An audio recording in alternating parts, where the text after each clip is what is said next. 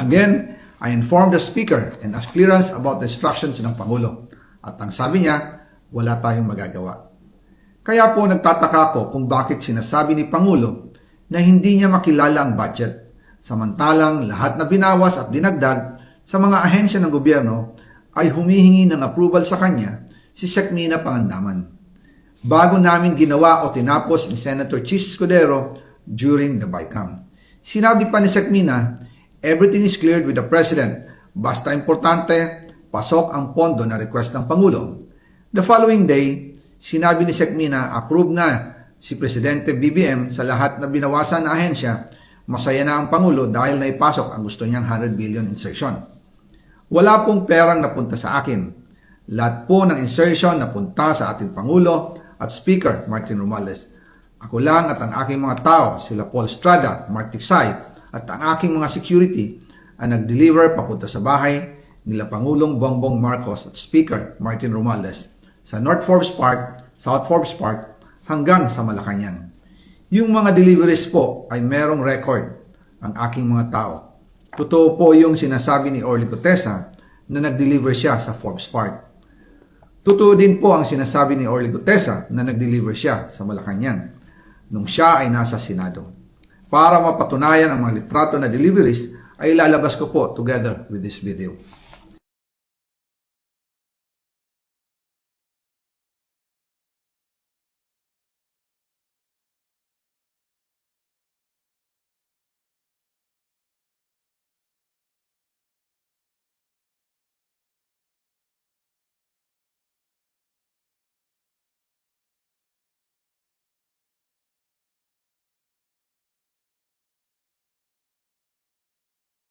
After po ng approval ng budget sa General Appropriations Act of 2025, nagtanong po ako sa DPWH kung magkano ang kailangan na ibigay sa Office of the President o ang SOP na bigayan.